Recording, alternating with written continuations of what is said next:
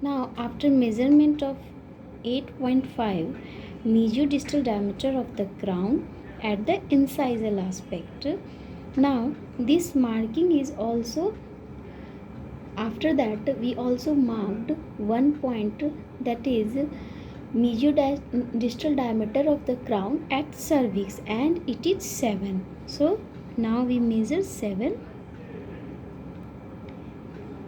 here.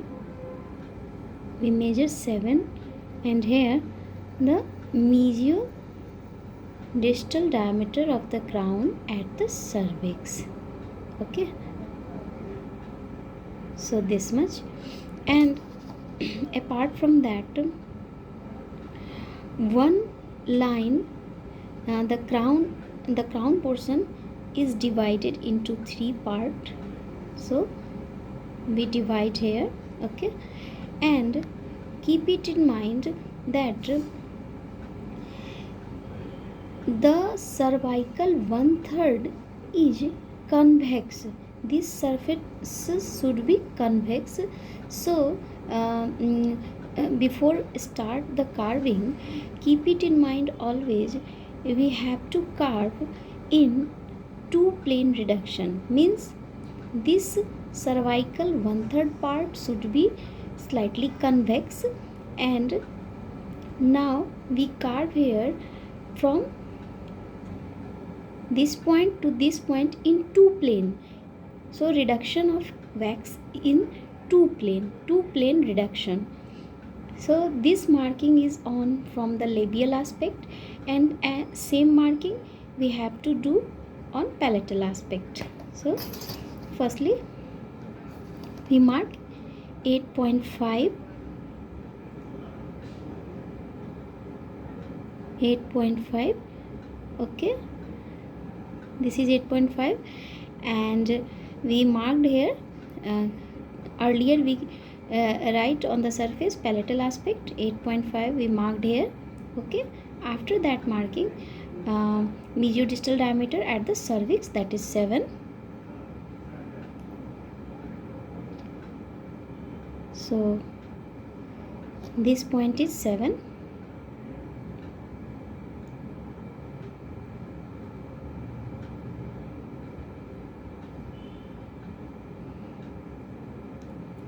Now in the crown portion is divided on labial aspect in 3 parts. Here on palatal aspect also it is divided in 3 parts, so that we can do in 2 plane reduction, so that cervical 1/3 part appears convex. And now we carve.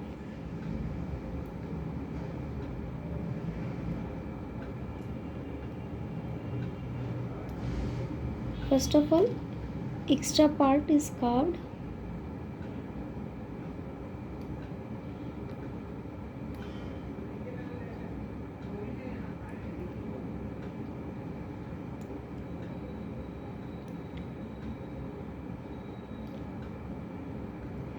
And today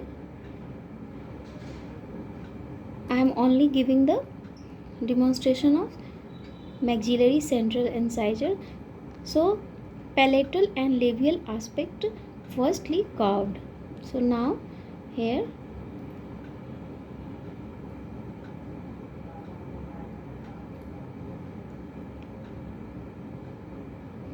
I am doing the carving. Okay,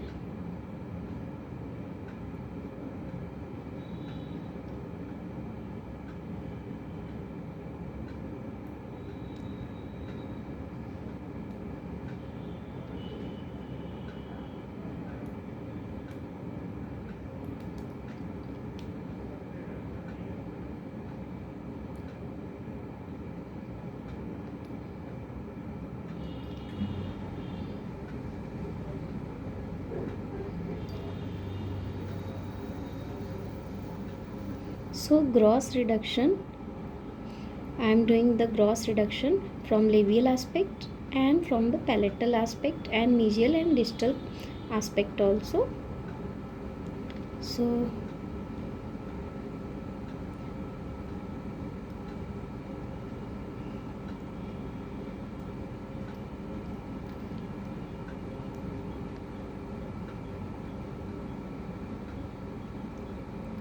Here one thing is in mind, that this diameter is 8.5 and at the cervix mesiodistal diameter is 7. So we carve in that manner, so the marked point is intact.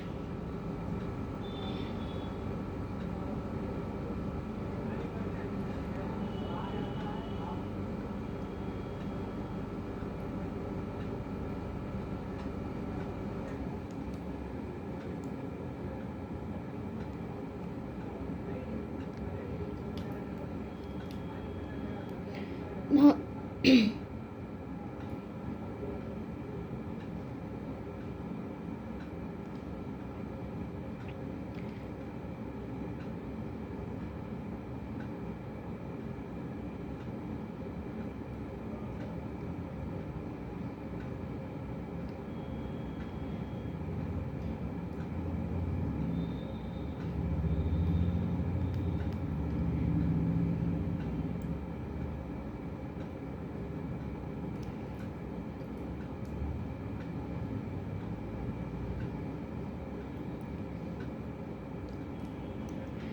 so now you can see here that a gross reduction from all around.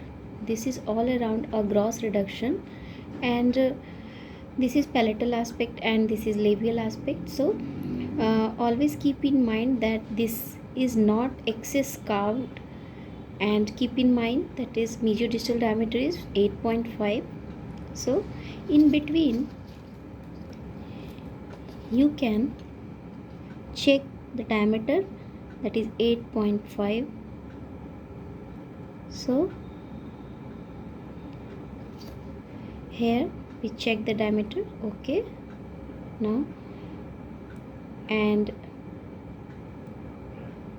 okay, and from the other side we have also marked the diameter is 8.5, and at the cervix it is 7.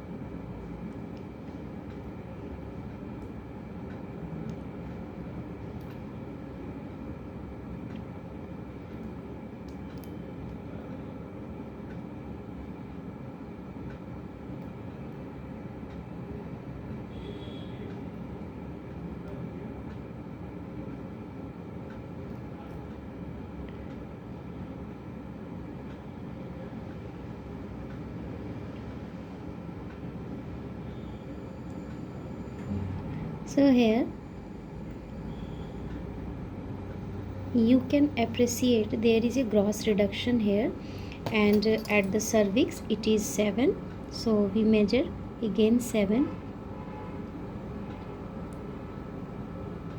and it is 7 here, okay.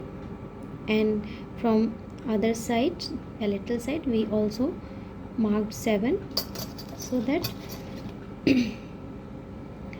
we can avoid the excess carving.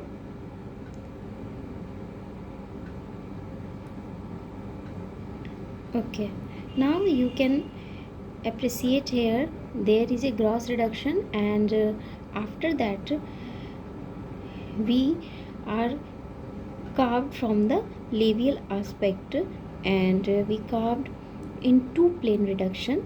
Earlier I told you ki convexity at the cervical 1/3, slightly convexity, and so we carve in two plane reduction. This is very important for the cervical bulge. So now let us start, and before starting the carving you can also draw a line on the center, so that you have to demarcation that this much portion is carved on from the labial aspect. So and here we also earlier marked the labial aspect, and now two plane reduction carving is start here. So this first and second line is carved in this manner, and after that you carve from here, okay, so that the cervical 1/3 area got a bulge, okay, and this marked in center so that labial carving is completed at this point, okay. So now we carved here in two plane, first two line carved in one motion and the other one is carved later, so that cervical 1/3 got a bulge.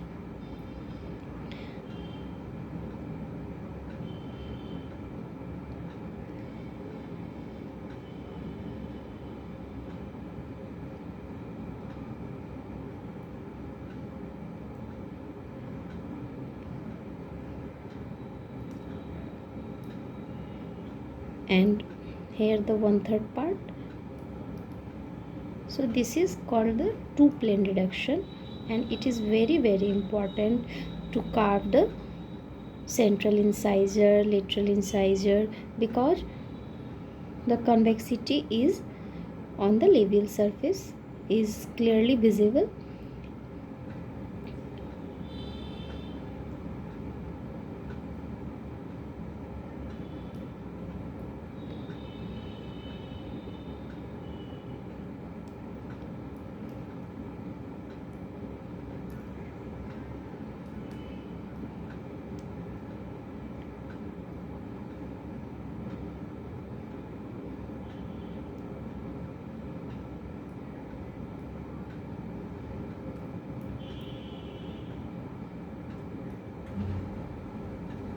After doing this cervical 1/3 carve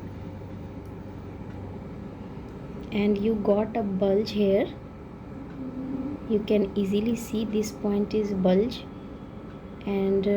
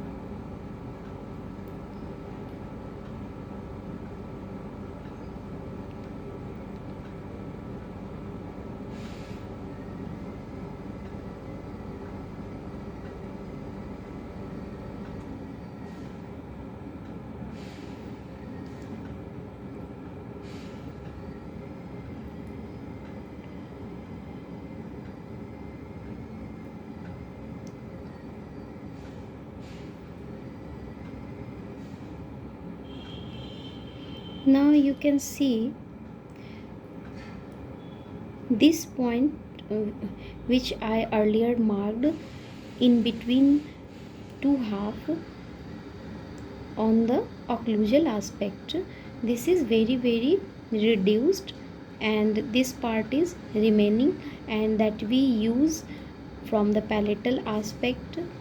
And here you can see the bulge on the cervical 1/3, and now we try to finish the labial aspect of the crown.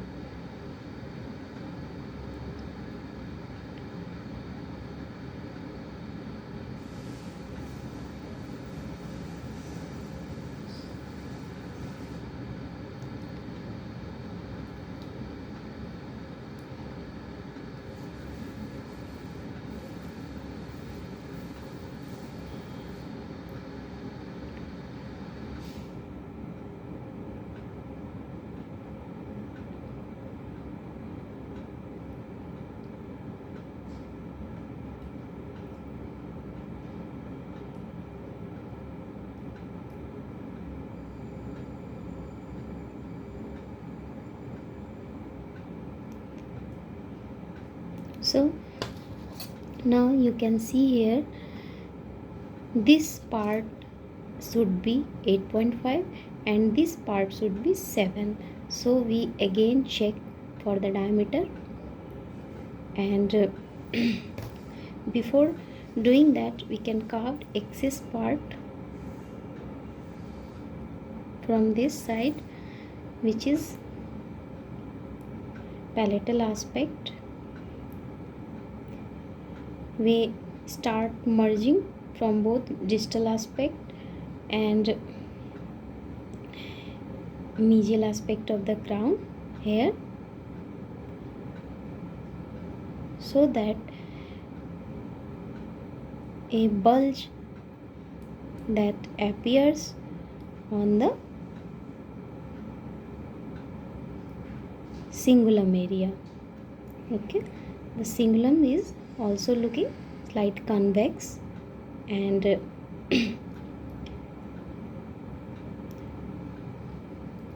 earlier we draw a line on the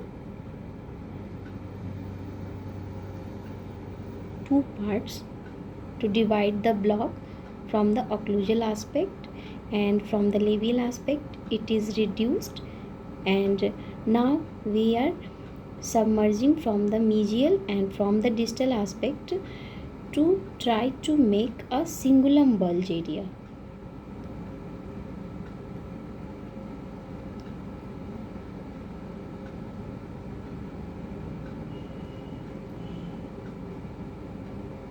You can see here there is measurement and there is written here palatal aspect. So now I am making here the bulge of the cingulum from both mesial and distal direction.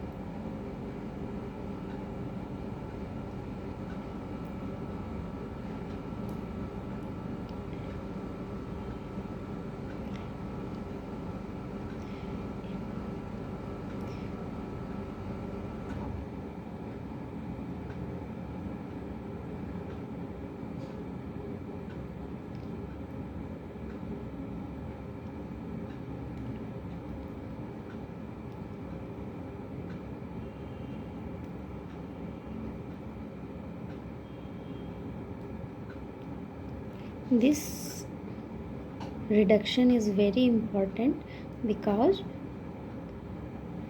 we are trying to making the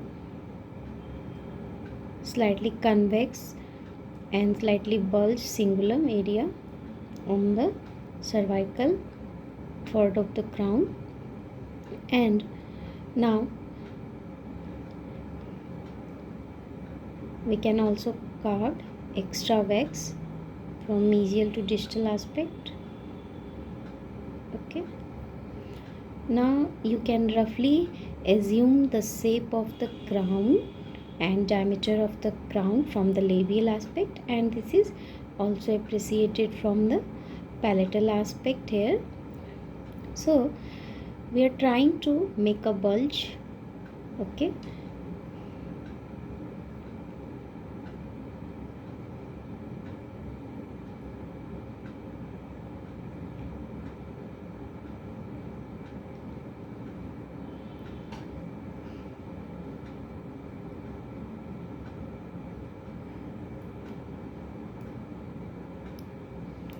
this part from the incisal area on the palatal aspect, it is not bulged because here we are making the fossa,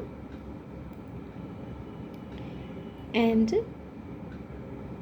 the landmark of fossa is also keep in mind, so that you have to intact the marginal ridges of your fossas. So just keep in mind the marginal ridges of your fossas, and before making a fossa, you have to keep in mind what are the landmark of your fossa. So before telling you the landmark of the fossa, we refine the carving. Okay, so now we are refining our carving here.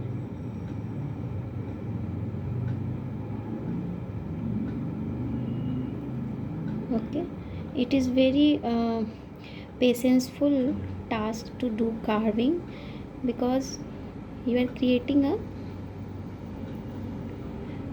maxillary central incisor, permanent maxillary central incisor, to creating a natural appearance or natural finding in oral cavity, how it looks.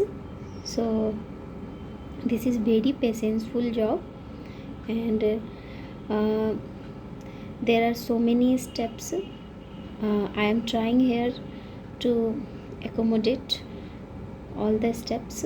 This is the palatal aspect here, and you notice here there is a bulge at the cingulum area, and this is the labial aspect. Okay, now this part is very bulky right now. Okay, so we carve the extra part of the wax.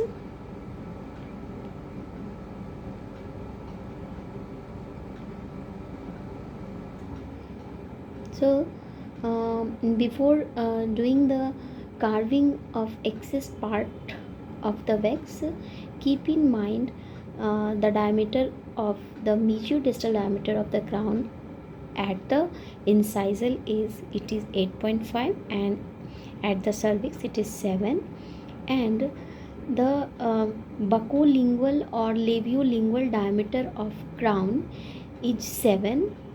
So, and the labio or buccolingual diameter at crown at cervix it is 6. So at the broader end it is 7, and at the cervix it is 6. So now let us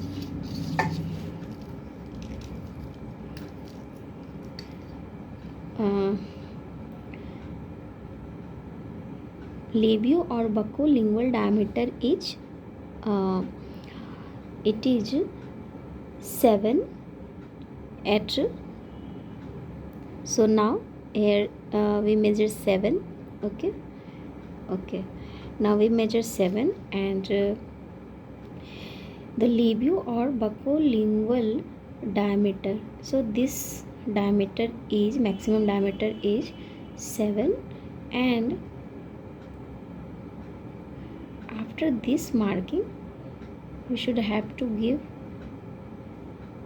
this marking from the mesial or distal aspect. Now this 7 were marked here from both mesial aspect and distal aspect.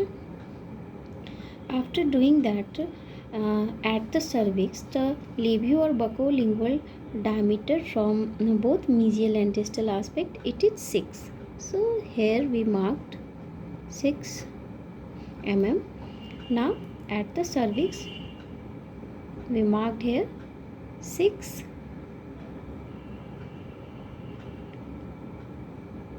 Okay, and we also marked mesial aspect 6. Now before carved, we keep in mind the diameter is not reduced from buccolingual direction. At the diameter is 7 at the widest area, and at the cervix part it is 6. So we can reduce here up to that point.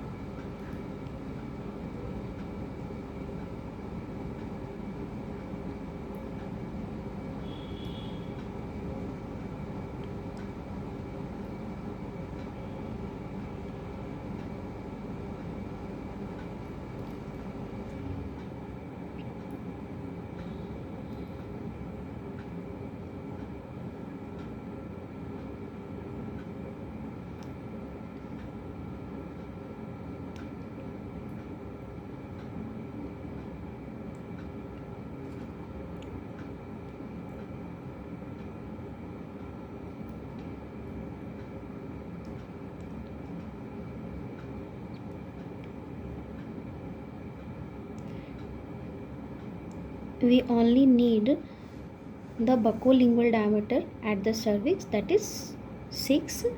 It is not much more than that. And in the buccolingual diameter of the crown, that is, it is 7. So this diameter should be 7, and at the cervix it is 6. Okay, from both mesial aspect and distal aspect. So that your crown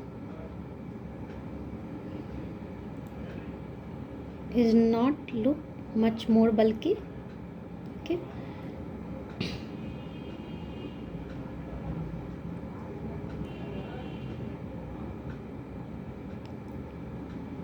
now one part is here, that at the end of carving we are creating the fossa. So the diameter you should have to check always before reducing the wax. Okay, and try to make the cingulum bulge. Okay, so that you can give it a normal or natural appearance.